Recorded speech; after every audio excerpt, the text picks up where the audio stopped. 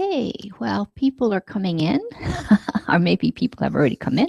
It's coming. I'd like to read the prayer list. Prayers for happy rebirth. All those killed by natural and man-made disasters. All the Tibetans have been killed or have taken their own lives in the struggle for religious freedom.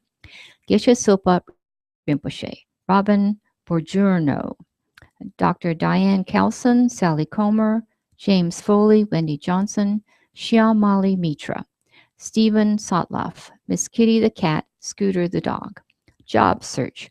Roseanne Barona, John Carroll, Joey Gooch, Joe Griffiths, Jim Kay, Michelle Matich, Robert Palermo, Mark Pristop, Alex Schwartz, Greg Weaver, Sandy Wimbish. Prayers for health and well-being. Kyabje Lama Zopa Rinpoche, Venerable Margaret McAndrew, Venerable Churki Lamo, Venerable Losang Tsering, all those harmed by natural and man-made disasters. For the Tibetan people and for the Chinese authorities, may the nonviolent path lead to full reconciliation and religious freedom. Roger and Barb Alexander, Bill Elford, Russell Allen, Ahmed Elkser, Mrs. Ann Askew, Lisa Baranski, Jim Barnes, Luce Barona, Narcissus Barona Sr., Roseanne Barona, Kitty Burke, John Carroll, Dina Dietzler Chuzano and her children, Dimitri Diamandopoulos, Suzanne Diamandopoulos, Gigi and AC, Jimmy Gooch and family, Mildred Gooch, Robert Gruber, Tracy Haas Thompson, Annie Hassel, Kathy Hayashi, Francis Hayashi, Travis Henley, Leslie and Joan Inman, Nick Jablins, family of Wendy Johnson, Kenny Jackson, Buddy, Helen Kasanoff, Nino Kowalski, Mary Lojek, Danny Love, Tom Lynch, RM, Jim Martin and Angia Martin, Tom McGinnity, Scotty McLean, Sarah Miller, Colleen Mitchell, Reba Gail Saunders, family of Shyamali Mitra, Evan Myrtle and family, William Oliver, Jay Pandya, Anna Papard and her many cousins throughout the Ukraine, Mark Pristop, Ken Roman, Eileen Rubin and family, Ariana Scott, Rosemary Cease, Sarai, Basil Shute, Nancy Sorbit, Freddie Todd, Lobsan Toptem, Bob Utzman, Brady Ware, Dion Washington, Jessica Whitmore, Olivia Wilson, Shay Wokowicki, Dorja and Cadro the pigs, Grady the dog.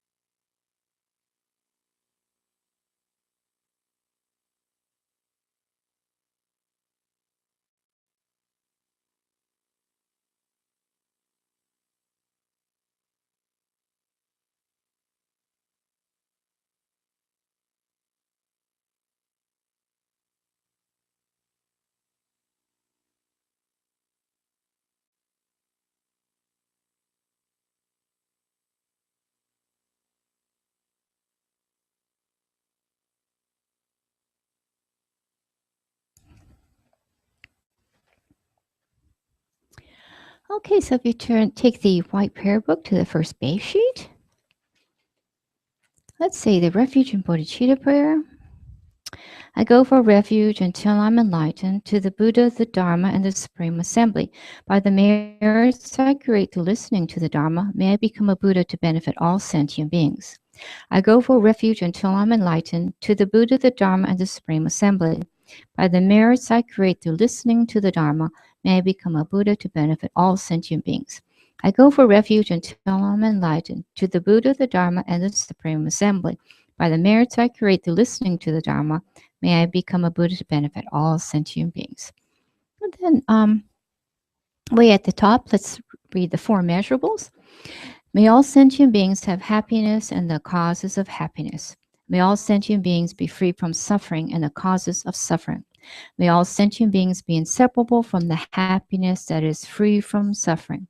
May all sentient beings abide in equanimity, free from attachment for friends and hatred for enemies.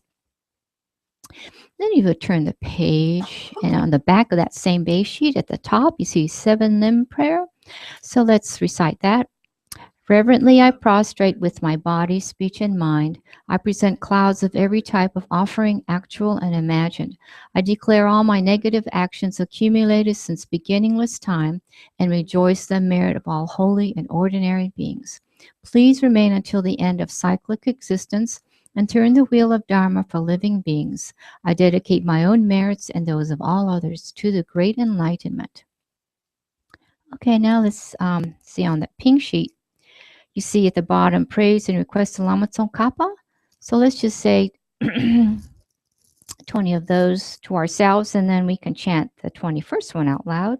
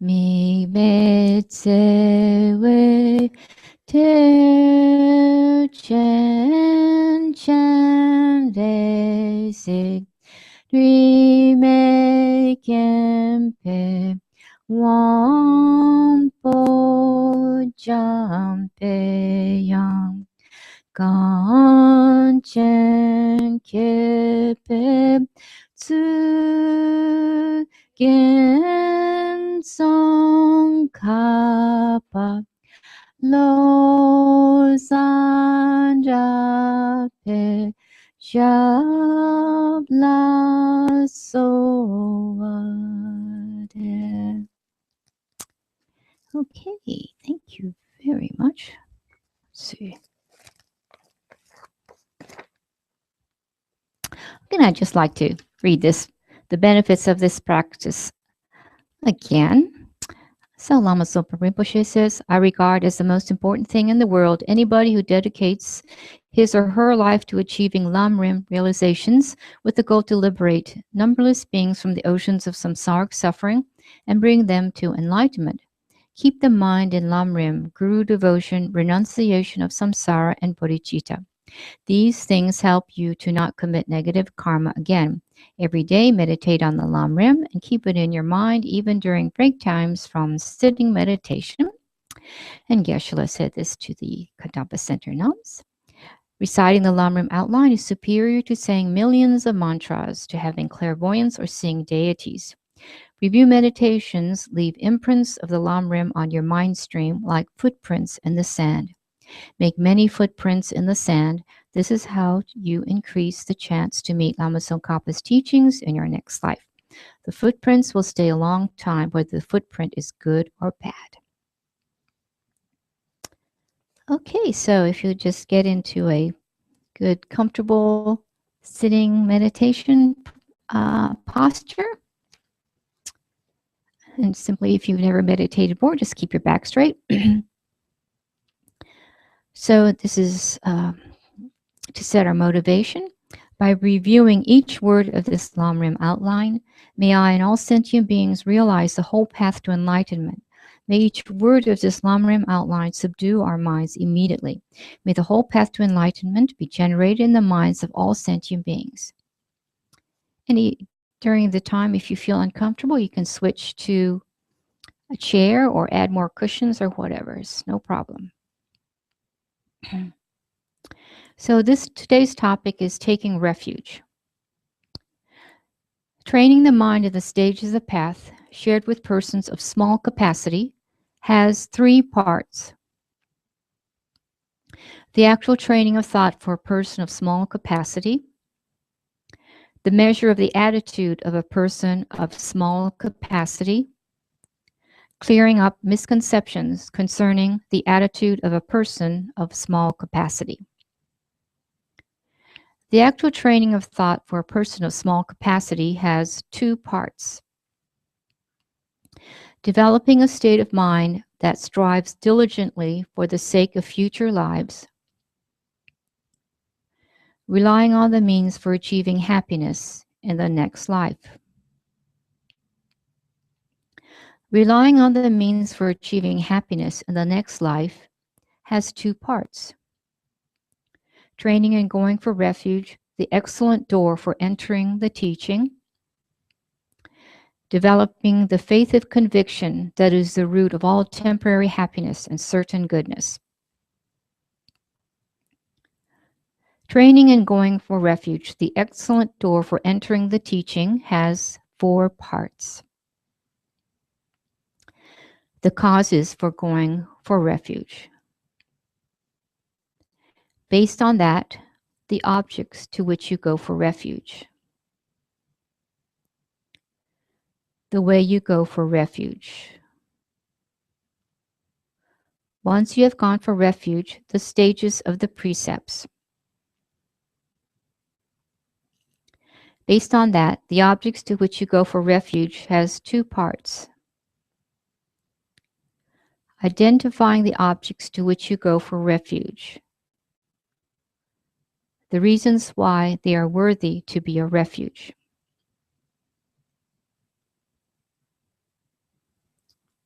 This meditation is from the LamRim Chenmo. Taking refuge is the entry to the Buddhist path. When you take refuge, you are demonstrating a high level of faith in the 3 jewels. Our proper taking of refuge depends on whether or not we have within our mind stream the proper causes for taking refuge. Personal fear of samsara and the lower realms. The belief that the 3 jewels have the ability to protect us from these terrors.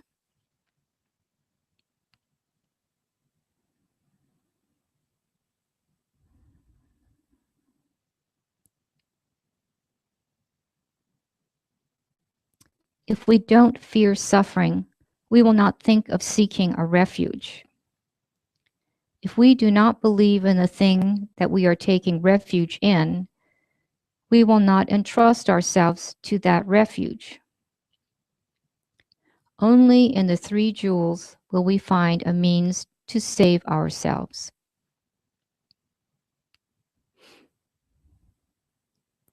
Taking refuge means completely relying on the Buddha, Dharma, and Sangha with our body, speech, and mind.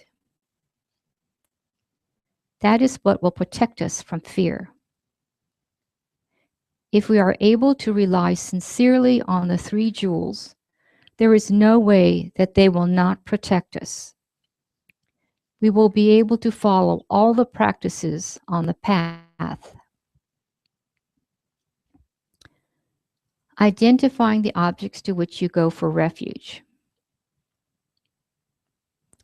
Buddha is the ultimate refuge because he has taken benefit for self and for others to their most developed state.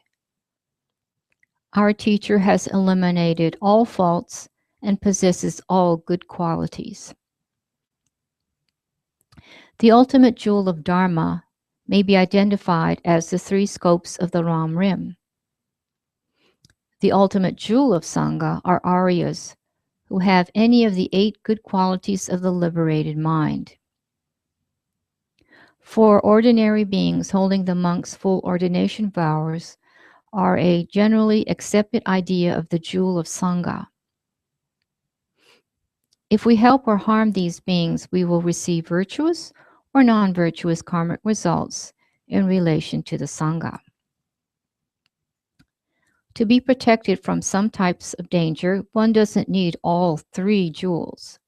Each of the 3 jewels can protect you. However, all 3 jewels are needed to be completely protected from samsara and the lower realms. The reasons why they are worthy to be a refuge. The good qualities of the Buddha. The Buddha has freed himself from all dangers. People drowning or trapped in quicksand cannot rescue each other. The Buddha is skilled in the means to free others from danger and in the means of subduing his disciples. He nurses the sick, unprotected people who never had any luck. He loves pathetic wretches especially. When you mention the name of a Buddha, when you invoke a Buddha, there's no doubt that they will immediately come. If one added all the merits in the world, all this merit would produce a single pore on the body of a Buddha.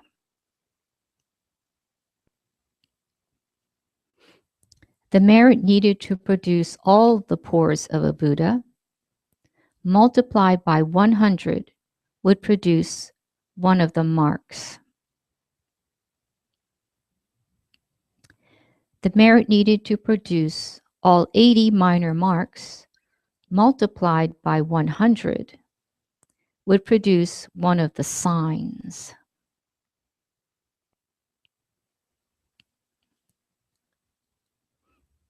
The merit needed to produce 30 signs, multiplied by 1,000, would produce the Urna hair curl on his forehead. The merit needed to produce this last sign, multiplied by 100,000, would produce the Ushnisha, or the crown protrusion. The merit to produce this, multiplied by 10 to the 4th power, produces the Brahma voice of a Buddha. Every part of the Tathagata's body is a teacher of the Dharma. All Buddha fields appear in his body, and his body pervades all Buddha fields.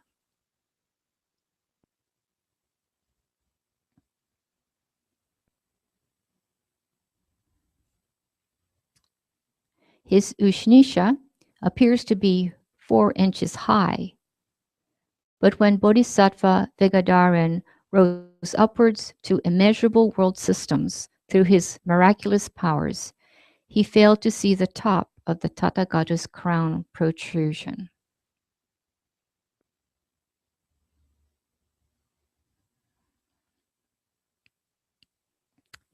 The good work of enlightened speech is the ability to teach Dharma to suitable, fortunate beings. The Sutra on the Inconceivable says that Modgalyayana traveled past many Buddha fields by means of his miraculous powers to measure the carrying power of Buddha's speech. But no matter how far he went, he could still hear it.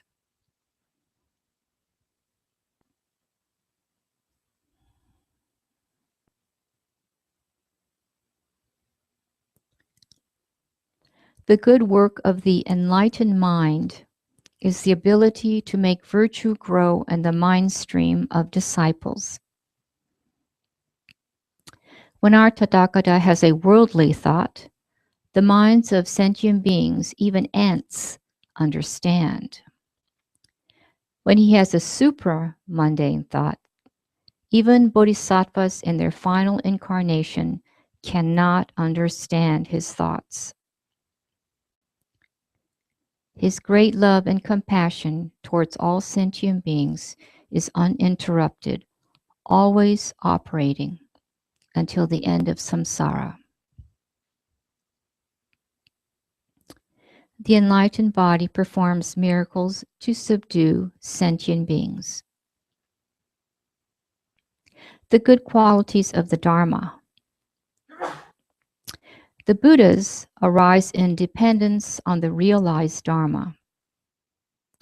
Think that the Dharma has the quality of producing these Buddhas. The most important thing is subduing one's own mind stream. So in simple terms, it is all right to take the LamRim as the jewel of Dharma.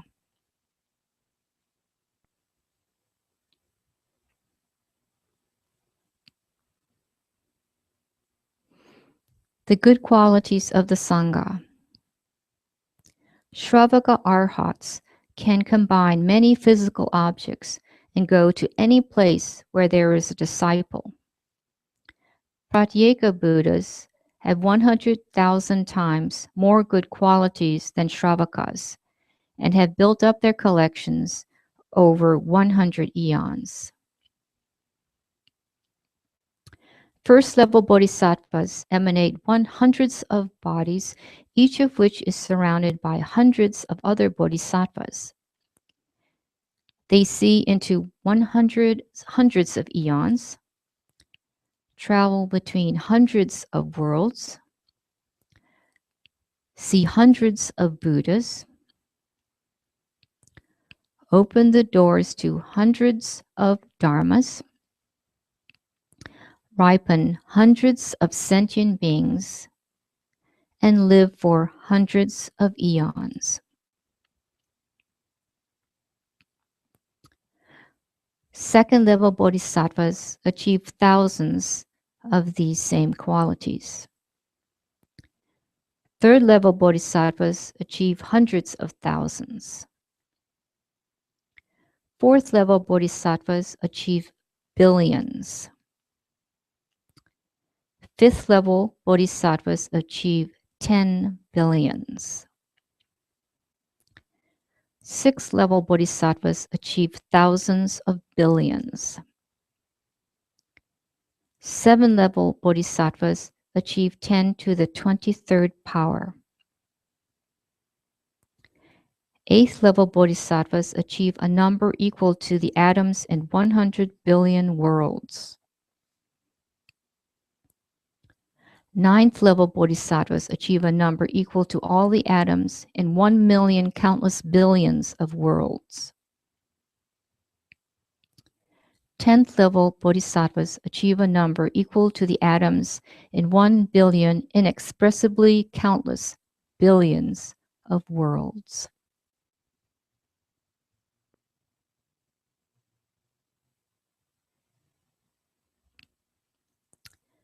The benefits as they appear in the personal instructions. Take refuge from your heart.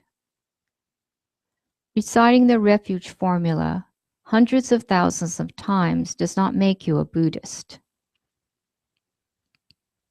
When you take any of the 3 types of vows, Bodhisattva, Patimoksha, or Tantric, you must precede this by taking refuge. Just as the ground supports houses, crops, walls, trees, and so on, the act of taking refuge is the foundation for receiving Buddhist vows. The Buddhas are such karmically potent beings that root virtues generated in relation to them will definitely become the cause of one's achieving full enlightenment, even if this is done without pure motives.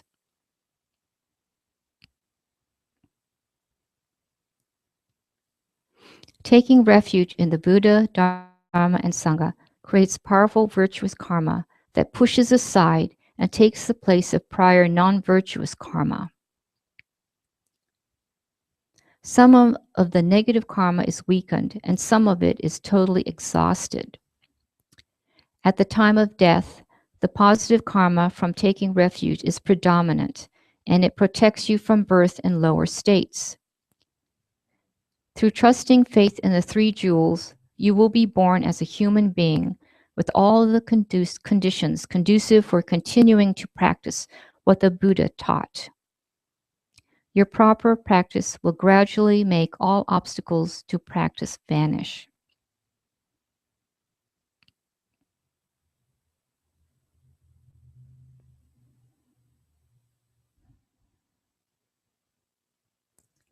When you take refuge in the Buddha, you should forsake taking refuge in worldly gods and non-Buddhist teachers whose teachings are contradictory to the Dharma. You should always have trust, faith, and respect for the Buddha. You should honor images, statues, or paintings of him. Baboka Dechen Yingpo is quoted in Liberation in the Palm of Your Hand as saying,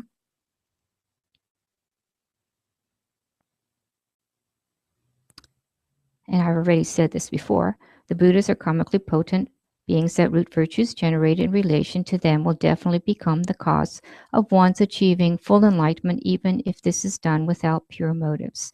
In the White Lotus Compassion Sutra, it is written, then the Buddha said, Ananda, when people who praise samsaric existence, who rejoice in samsaric existence, make offerings to the Buddhas, even though they may say, by these root virtues may we never go to nirvana, it is quite impossible that they will never go to nirvana. Ananda, these root virtues generated in relation to the Buddhas will result in nirvana, although they do not want it. I tell you, these virtues will be transforming until their eventual nirvana. Therefore, whenever one develops root virtues by having a single thought about the Bhagawan Buddhas, the fruit of all such root virtues will be nirvana. I tell you, these root virtues will be transforming until one's eventual nirvana.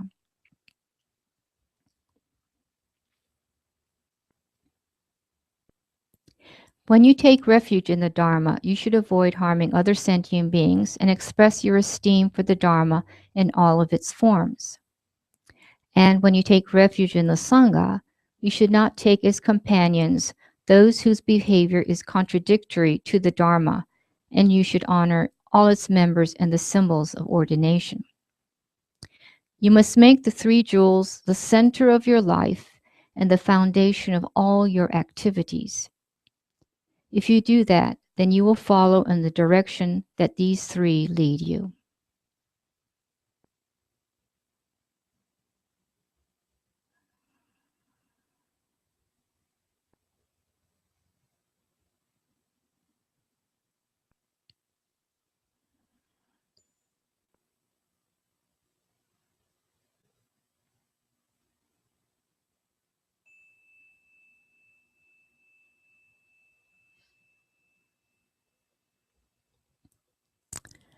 Okay, so as we've done before, we maybe split into two groups. And here's a couple of discussion topics that you're welcome to use if you like, but at least try to talk about taking refuge.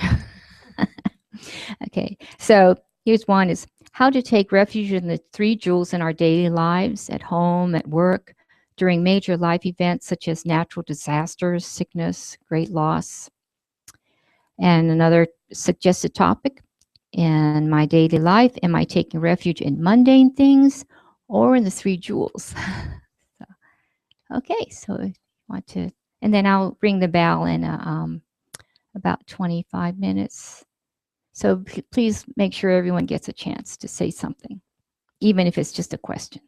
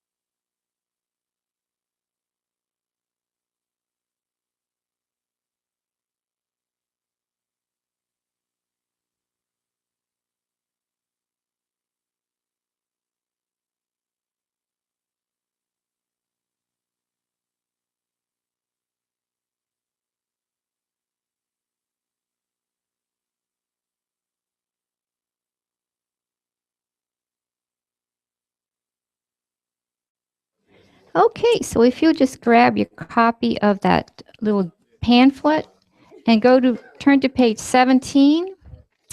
Let's read the foundation of all good qualities.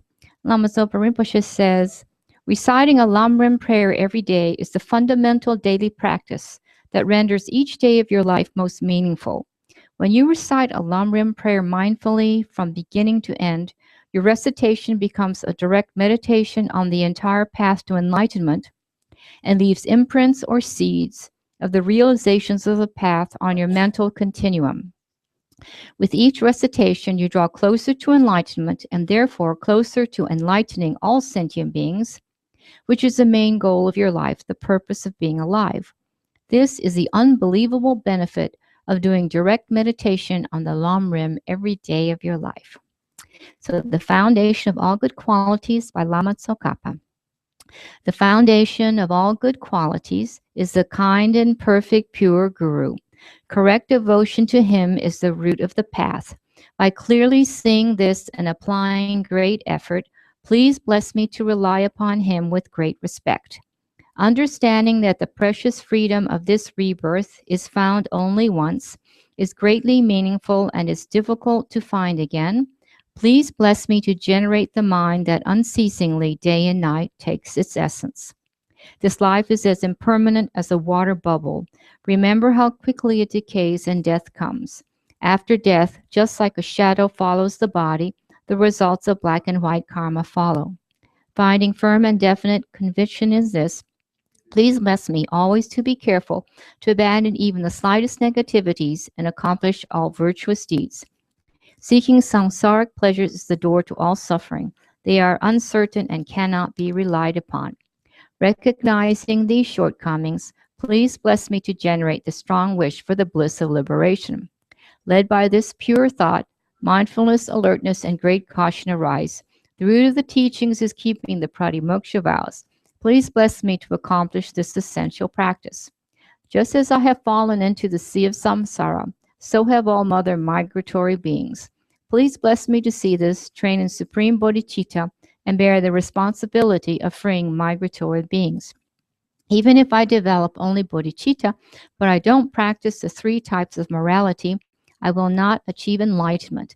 With my clear recognition of this, please bless me to practice the bodhisattva vows with great energy. Once I have pacified distractions to wrong objects and correctly analyzed the meaning of reality, please bless me to generate quickly within my mind stream the unified path of calm abiding and special insight. Having become a pure vessel by training in the general path, please bless me to enter the holy gateway of the fortunate ones, the supreme Vajra vehicle. At that time, the basis of accomplishing the two attainments is keeping pure vows and samaya. As I have become firmly convinced of this, please bless me to protect these vows and pledges like my life. Then, having realized the importance of the two stages, the essence of the Vajrayana, by practicing with great energy, never giving up the 4 sessions, please bless me to realize the teachings of the Holy Guru. Like that, may the gurus who show the noble path and the spiritual friends who practice it have long lives. Please bless me to pacify completely all outer and inner hindrances. In all my lives, never separated from perfect gurus, may I enjoy the magnificent Dharma.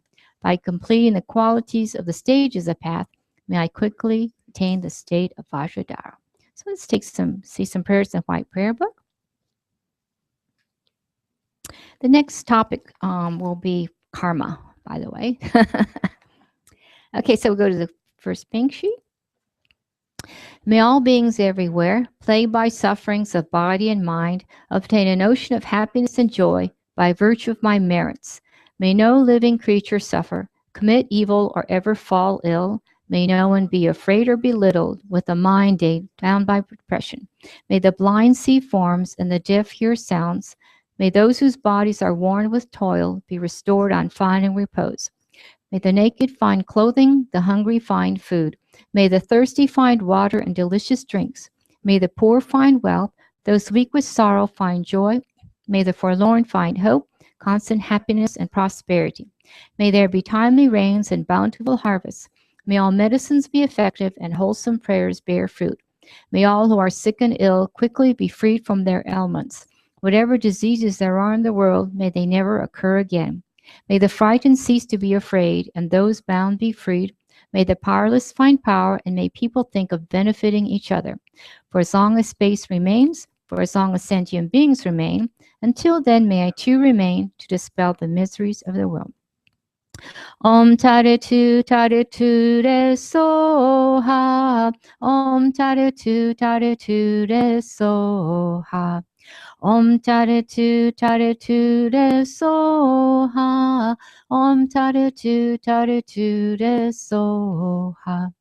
Om taritu taritu re soha. Om taritu taritu re soha. Om taritu taritu re soha. Thank you. Thank you very much for coming and for participating.